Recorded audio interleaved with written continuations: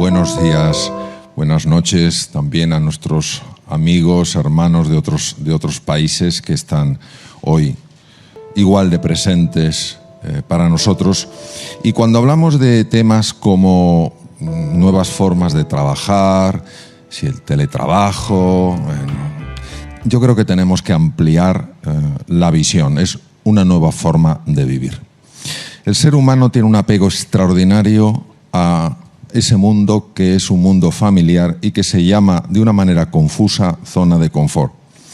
La zona de confort no necesariamente es cómoda, la zona de confort sencillamente marca un entorno familiar, es decir, algo conocido. Y verdaderamente, aunque el cerebro humano sí está preparado perfectamente para hacer frente a los desafíos, los cambios, la incertidumbre, la volatilidad, la complejidad, todo eso, la mente humana, por una serie de condicionamientos, no está nada a gusto con los cambios. Entonces, la situación que estamos viviendo actualmente trasciende el mundo laboral y llega ampliamente y con enorme profundidad al mundo relacional y al mundo vital. Entonces, nosotros lo que necesitamos es descubrir qué podemos hacer para navegar por esta tormenta con serenidad, con entusiasmo y con confianza. Mantener la serenidad, mantener la ilusión y la confianza parece algo profundamente contraintuitivo. En una ocasión un medio de prensa me dijo: con esta realidad, ¿qué vamos a soñar? Como diciendo, no tiene ningún sentido soñar nada. Y yo creo que es más bonito y más útil hacerse otra pregunta. ¿Qué tipo de sueño tenemos que soñar precisamente para transformar esta realidad? El ser humano ha de entender varias cosas. Primero, que cuando pasa por un momento de incertidumbre, un momento complejo que no puede controlar, eso se experimenta como sufrimiento. No es agradable y tenemos que ser capaces de trascender ese dolor, tenemos que ser capaces de trascender esa dificultad para crecer. Hay un síndrome muy conocido desde la guerra del Vietnam, el síndrome de estrés postraumático, que se da con relativa frecuencia en personas que han experimentado situaciones críticas. Allí, por ejemplo, obviamente un conflicto bélico. También se ha dado en personas que han quedado atrapadas en coches después de accidentes, después de terremotos, etc. Y una de las cosas que llamó la atención es que un porcentaje nada desdeñable de personas, a pesar de haber pasado por semejantes horrores, después de eso, como seres humanos, habían crecido. Y este concepto que no se valoraba, no se había considerado como posibilidad, empezó a llamar la atención. Es lo que se llama el crecimiento postraumático, el crecimiento después de una situación difícil.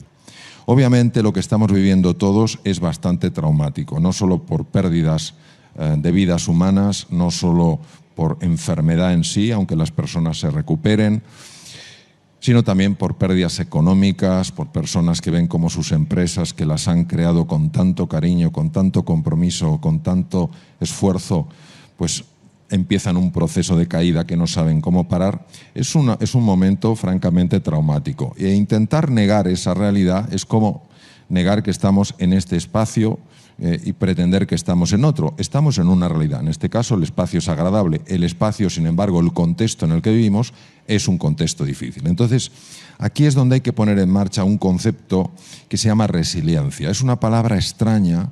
En inglés es resilience, es decir, es más o menos lo mismo. Y nos recuerda un poco ese junco que cuando el viento le empuja, se dobla, se pliega, pero no se quiebra. Y cuando el junco ya no está sometido a la presión tremenda del viento, ese junco vuelve. Es decir, la capacidad de resistir un determinado grado de deformación y la capacidad de recuperarse una vez que ha sido deformado, eso define la resiliencia. Entonces, cuando nosotros conseguimos ser resilientes, es decir, conseguimos no quebrarnos ante la presión, no quebrarnos ante el dolor, no quebrarnos ante la dificultad, no quebrarnos ante la incertidumbre, ese junco se hace más robusto. Y a ese junco en el futuro le deformarán mucho menos los acontecimientos exteriores y se recuperará mucho antes. Nosotros, ¿cómo podemos ganar en resiliencia en esta situación? Que es una situación nueva, es una situación que nos ha descolocado a todos y que ha conseguido algo que parecía imposible, que es generar un impacto a nivel global. Pues nosotros tenemos que tener en cuenta que sea en el trabajo, sea en las relaciones personales con tus seres más queridos, sea con tus clientes, sea contigo mismo, contigo misma, hay una serie de dimensiones presentes en todo ser humano, esté en Santiago de Chile, esté en Lima, esté en Madrid, esté en Melbourne, esté donde esté, que si las cuidamos, si las tres cosas, las tres dimensiones las cuidamos, es inevitable que aumentemos la resiliencia, inevitable. ¿Y por qué son tres dimensiones? Pues porque el ser humano es así, es como si vemos un precioso tapiz del siglo XVII, por ejemplo, que son algunos tapices más bonitos que yo he visto, y ves que tiene 3 hilos de colores, y si tú quitas uno de esos hilos, el tapiz ya no es el mismo. Los 3 tapices los 3 hilos de colores se unen de tal manera que al final le dan esa belleza, esa distinción al tapiz. Pues nosotros tenemos 3 hilos de colores con los cuales se construye el tapiz más hermoso que se puede construir, que es un ser humano. Uno de los tapices, no de los hilos, uno de los colores, correspondería a la dimensión física, a nuestra corporalidad, a nuestro cuerpo. La otra dimensión correspondería al aspecto, el otro hilo de colores, correspondería al aspecto mental, al funcionamiento de nuestra mente. Es cierto que nadie tiene muy claro qué es la mente humana. Hay algunos neurocientíficos que consideran que la mente es una pura emanación del cerebro, es decir, que el producto natural, la emergencia natural de un cerebro formado por 100.000 millones de neuronas y 100.000 billones de conexiones aproximadamente, eso es la mente. Sin embargo, hemos visto que eso no siempre es así. Sabemos perfectamente que en el cuerpo se generan procesos mentales. Por ejemplo, sabemos que en el tubo digestivo hay un cerebro que tiene ni más ni menos que 500 millones de neuronas y que está afectando directamente a los estados de ánimo. También sabemos, por ejemplo, que el corazón tiene aproximadamente 45.000 neuronas muy especiales, muy diferentes a las neuronas habituales, y que está mandando simplemente con la frecuencia cardíaca un mensaje al centro del miedo en el cerebro para decir si el entorno es seguro o no. Es decir, no es el cerebro el que informa al corazón, es el corazón el que informa al cerebro. Claro, esto verdaderamente ha descolocado muchos de los conocimientos y de las creencias que teníamos en medicina. Entonces, la mente, por tanto, es probablemente un puente entre el mundo de la energía y el mundo de la materialidad, o podríamos decir entre el mundo del espíritu concebido de una manera muy amplia y el mundo de lo material. Bien. Y la tercera dimensión es la dimensión anímica, es decir, es lo que trasciende al ser humano, es el interés por los demás, es el amor a la naturaleza, es encontrar la unidad en la diversidad, es por tanto celebrar siempre la diversidad, es no permitir ni que ideas políticas, ni que ideas religiosas, ni que ideas culturales puedan separarnos en lo más profundo que es nuestra humanidad, nuestro anhelo de estar juntos, nuestro anhelo de ayudarnos unos a otros a ser más felices y sufrir menos. Entonces, si nosotros cuidamos estas 3 dimensiones, la dimensión física, la dimensión corporal, la dimensión mental, que obviamente está conectada como ese hilo con los otros hilos del tapiz, y la dimensión anímica, inevitablemente hay un aumento de resiliencia y de esta situación que afecta al mundo laboral, al mundo de la educación, por supuesto, al mundo de las relaciones, vamos a experimentar como consecuencia de esto un crecimiento. Es decir, después de esta situación traumática, que es la que es, y que es dura y es desagradable, experimentaremos un crecimiento. Es decir, en lugar de quebrarnos, de ser un junco que se quiebra, o un junco que se queda doblado y no puede volver a su situación de partida, nos convertimos en juncos mucho más flexibles y simultáneamente mucho más robustos. Es decir, pasamos de la consistencia del hierro a la consistencia del acero. El acero no solamente es más sólido que el hierro, sino que es más resiliente que el hierro. El acero tiene un coeficiente de flexibilidad que no tiene el hierro se queda deformado y el acero dentro de unos límites puede volver. Bien, ¿qué aspectos tenemos que cuidar en las 3 dimensiones? La dimensión del cuerpo, la dimensión de la mente y la dimensión anímica, la dimensión del alma, entendida en un sentido amplio, como trascendencia, del verbo transcando, ir más allá de uno mismo, de su propio ego, de su propio yo.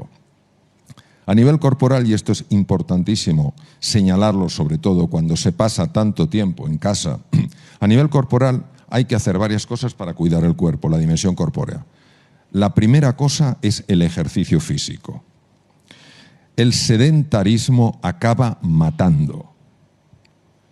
En países como España, el 30% de la población tiene muchos problemas a nivel fisiológico y bioquímico porque no hacen absolutamente nada de ejercicio. Y yo conozco personas en la época más dura que hemos vivido que han recorrido kilómetros moviéndose por su pasillo. Que lo han hecho mil veces, pero han hecho kilómetros. Es decir, es importante el ejercicio físico, pero el ejercicio físico es importante para cuidar el cerebro. Está demostrado que cuando uno hace ejercicio físico, las posibilidades de caer en un proceso de ansiedad o depresión se reducen drásticamente. No entraré en más profundidad por temas del tiempo. Entonces, ejercicio físico es lo primero. Hay que tener mucho cuidado porque cuando se trabajan tantas horas en casa, la tendencia al sedentarismo se multiplica. En segundo lugar, hay que cuidar la nutrición. Todos estamos experimentando estrés. El estrés no es más que la salida de lo familiar. Se activan automáticamente los mecanismos del estrés. Y cuando uno se estresa, se libera cortisol. Y el cortisol lo que quiere es llenar la sangre de azúcar. Entonces nos convertimos en personas ávidas de dulces. Esos dulces que se ingieren en exceso, se sabe que producen inflamación cerebral, que favorece la aparición de ansiedad y depresión. No la queremos, ni la ansiedad ni la depresión, en ningún momento de la vida, y menos en una situación donde tenemos que estar especialmente entusiastas y con un ánimo más elevado. En tercer lugar, el tema del dormir. Vamos a ver. Nuestra sociedad no acaba de entender la importancia del dormir. Muchas personas creen que dormir es perder el tiempo. Durante el sueño se activan genes nocturnos que evitan que haya mutaciones cancerígenas. Durante el sueño, el sistema glinfático, que no es el linfático, es el glinfático del cerebro, limpia el cerebro de proteínas anómalas que si se acumulan pueden dar trastornos degenerativos. Entonces, hay que acostarse sin estar viendo pantallas que emitan luz azul, porque interferimos la liberación de melatonina, que empieza a liberarse a las 9 de la noche y alcanza su pico entre las 11 y las 3. Si nosotros no cuidamos el descanso y nos dedicamos a estar todo el rato contestando emails, viendo cosas, interferimos el sueño y aumenta los niveles de estrés, favorece la ansiedad y favorece la depresión. Eso en cuanto a la parte física, para no extenderme. Habría otras dimensiones que son la respiración y la postura, pero bueno, las dejo para otra ocasión. La parte mental. Me voy exclusivamente a una cosa. No hay que tolerar que la mente nos lleve al pasado para lamentarnos por lo que hicimos o dejamos de hacer, o que nos proyecte al futuro para preocuparnos por lo que va a suceder y que no vamos a ser capaces de gestionar. Esto es una enfermedad de la mente que se descubrió hace 3.500 años y que está perfectamente reflejado en el Bhagavad Gita. ¿Cómo lo hacemos? Entrenando el músculo de la atención. Las prácticas de la meditación, las prácticas del mindfulness nos ayudan a centrar la atención y a saltar de lo que se llama la red neuronal por defecto a la red ejecutiva central. La red neuronal por defecto es la base de la infelicidad del ser humano y influye directamente en la enfermedad. La red ejecutiva central se activa cuando nos enfocamos en la tarea. Mejora el funcionamiento del sistema inmune, que es precisamente el que nos tiene que defender de los virus. Además, nos hace sentirnos más tranquilos, más confiados y nuestro rendimiento aumenta. Luego, a nivel mental también hay que hacerlo. Y termino con la parte anímica. La parte anímica no tiene sentido si no trascendemos el yo y nos encontramos con el tú. Y nos encontramos para generar el nosotros. Es el momento de la cordialidad. Es el momento de la empatía, es el momento de la compasión, es el momento del perdón y no utilizar la pobre excusa de que como tenemos mascarillas y no nos podemos abrazar, no podemos generar ese encuentro. Afortunadamente el amor, el ideal del encuentro, no puede ser contenido ni por una mascarilla ni por una distancia de seguridad. Entonces no busquemos excusas que nos las creemos, ese es el problema, y que nos limitan nuestra capacidad de encontrarnos. Si nos queremos encontrar, los ojos son los primeros que transmiten la mirada apreciativa. El tono de voz también. Y hay una energía que ya se puede medir, que emite el propio corazón y que llega a la otra persona. Entonces, si cuidamos esos aspectos, sea el trabajo en casa, sea el trabajo mitad en casa, mitad en la oficina, sea lo que sea, aumentaremos nuestra resiliencia y cuando esta situación pase, ¿qué pasará? Diremos, fue duro, hemos crecido. Muchísimas gracias. Nada. Muchísimas gracias por sintetizar en 15 minutos, más o menos, algo que yo creo que a todos nos ha abrumado y que estamos todavía, muchos ahí, abrumados en cómo vamos o cómo navegamos esta nueva normalidad, esta nueva vida que tenemos, como bien decías, que es la nueva vida, es que trasciende más allá de lo que es el trabajo o la educación, es la nueva vida.